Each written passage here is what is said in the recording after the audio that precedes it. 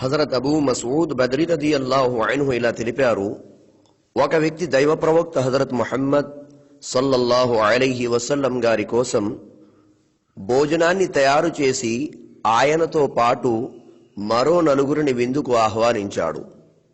విందుకు ఆహ్వానించబడిన వారు మొత్తం 5గురు. ఆ 5గురితో పాటు ఇంకో వ్యక్తి కూడా బయలుదేరాడు.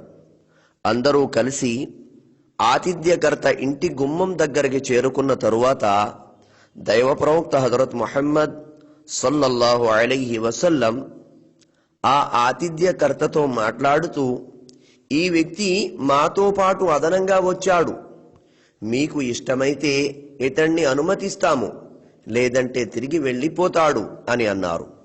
అందుకు ఆతిథ్యకర్త, ఓ దైవ ప్రవక్త సల్లల్లాహు అలైహి వసల్లం, పర్వాలేదు, నేను ఇతన్ని కూడా అనుమతిస్తున్నాను అని అన్నారు.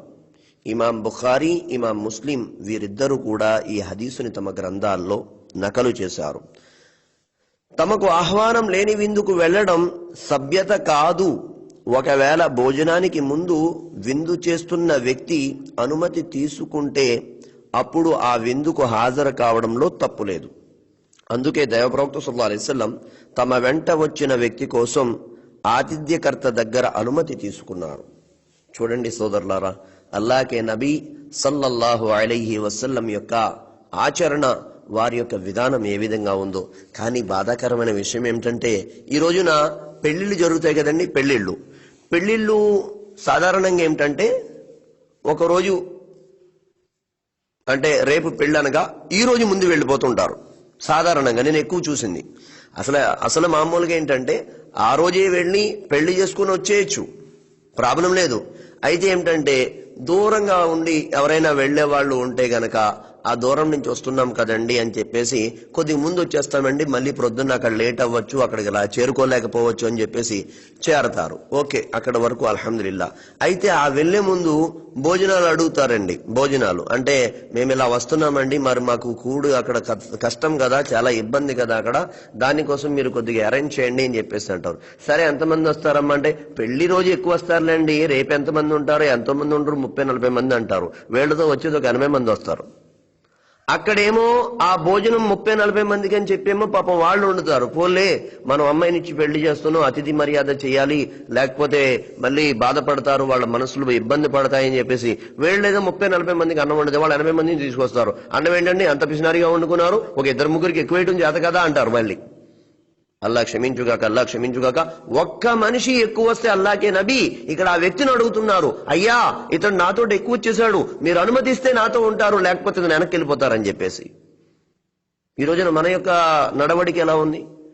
అల్లా క్షమించుగాక. దానికోసమే సోదరులారా, ప్రవక్త గారి యొక్క ఒక్కొక్క సున్నతిని కూడా తెలుసుకుని ఆచరించాలి. సున్నతే కదా అని పక్కనెట్టకూడదు. సున్నతే కదా అన్నామా అయిపోయామే, మనకు తెలియకుండానే మనం నష్టపోతుంటాం. 1-2 కాదు, అలాగా జీవితంలో ఎన్నో నష్టపోతుంటాం. అలాగే నబీ సల్లల్లాహు అలైహి వసల్లం గారి యొక్క ఇంకో ఆచరణ కోసం ఇక్కడ గ్రంథంలో రాయడం జరిగింది. బుఖారీ షరీఫ్ లో Hazrat Umar bin Abu Salma రదియల్లాహు తఆలా ఇలా తెలిపారు, నేను బాల్యంలో దైవ ప్రవక్త సల్లల్లాహు అలైహి వసల్లం గారి పోషణలో ఉండేవాడిని. ఆ రోజుల్లో నేను అన్నం తిన్నప్పుడు నా చెయ్యి పళ్ళెంలో అటు ఇటు తిరుగుతూ ఉండేది. అది చూసి దైవ ప్రవక్త సల్లల్లాహు అలైహి వసల్లం, అబ్బాయి అన్నం తినే ముందు అల్లాను స్మరించు, అంటే బిస్మిల్లా పట్టించు, కుడి చేత్తో భుజించు, కుడి చేత్తో తిను, నీకు దగ్గరలో ఉన్న వాటిని తీసుకుని తిను అని హితోపదేశం చేశారు. అంటే భోజనం తినేటప్పుడు 3-4 కూర్చున్నా, లేదా ఒక మనిషి కూర్చున్నా, అది ఎట్టి పరిస్థితిలో కూడా ఏమిటంటే తన వైపు నుంచి ఉన్నదే తీసుకోవాలి తప్ప మొత్తం అంతా కంచమంతా తిప్పేసి అక్కడో ముక్క ఉందని అక్కడది, ఇక్కడో ముక్క ఉందని ఇక్కడది, ఇక్కడ ఏదో ఉందని ఇక్కడ, అక్కడ ఏదో ఉందని అక్కడ, అలా కాకుండా అది సున్నతికి విరుద్ధం అన్నమాట. హజరత్ సల్మా బిన్ అక్వా రదియల్లాహు అన్హు గారు ఇలా తెలిపారు, ఒక వ్యక్తి దైవ ప్రవక్త సల్లల్లాహు అలైహి వసల్లం దగ్గర ఎడమ చేత్తో తింటున్నారు. దైవ ప్రవక్త సల్లల్లాహు అలైహి వసల్లం గారు అది చూసి కుడి చేత్తో తినమని అతడికి ఉపదేశించారు. అందుకు ఆ వ్యక్తి తాను కుడి చేత్తో తినలేనని బదులిచ్చాడు. దానికి ఆయన, నువ్వు నిజంగానే కుడి చేత్తో తినలేకపోదువు గాక అని శపించారు. అతని గర్వం అతన్ని మాట వినకుండా చేస్తుంది అని అన్నారు. ఇక ఆ తరువాత నుంచి ఆ వ్యక్తి తన కుడి చేతిని నోటి దాకా లేపలేకపోయేవాడు. ఈ హదీస్ని ఇమాం ముస్లిం రహమతుల్లాహి నకలు చేశారు.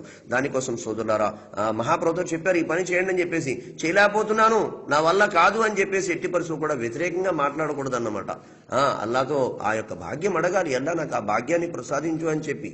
ఆ యొక్క ప్రవక్త గారి యొక్క సున్నతుల మీద ఆచరించే భాగ్యం ప్రసాదించాలని అడగాలి. అంతేగాని వాళ్ళు ఏమనుకుంటారో సున్నతుల మీద ఆచరిస్తే, వీళ్ళేమనుకుంటారో సున్నతుల మీద ఆచరిస్తే సిగ్గుపడాల్సి వస్తుందేమో, 10 మందిలో ఏమనుకుంటారు ఏంటని చెప్పేసి ప్రవక్త గారి యొక్క సున్నతిని ఎట్టి పరిస్థితుల్లో కూడా మనం చిన్నగా చూడకూడదు. ప్రవక్త గారి యొక్క సున్నతిని చిన్నగా చూడకూడదు. అందుకే అల్లాహ్ తాలా ఖురాన్ లో ఒక మంచి మాట చెప్పేశాడు. ఏమిటది? లఖద్ కాన లకుం ఫీ రసూలిల్లాహి ఉస్వతుల్ హసనా. ప్రజలారా, మీ అందరి యొక్క జీవితానికి ఒక నమూనా ఎవరంటే అంతిమ ప్రవక్త హజరత్ ముహమ్మద్ సల్లల్లాహు అలైహి వసల్లం. మన ప్రవక్త సల్లల్లాహు అలైహి వసల్లం గారి యొక్క జీవన విధానం మనకి ఒక ఆధారం.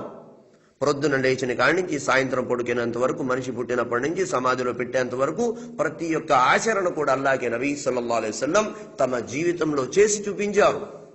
దానికోసమే ఆ ప్రవక్త సల్లల్లాహు అలైహి వసల్లం ఏదైతే చేశారో, మరి ఏవైతే చేయమని చెప్పారో వాటిని మనందరం ఆచరించేటువంటి ప్రయత్నమే చేయాలి. దానిలోనే మనకి ఇహపరలోకం యొక్క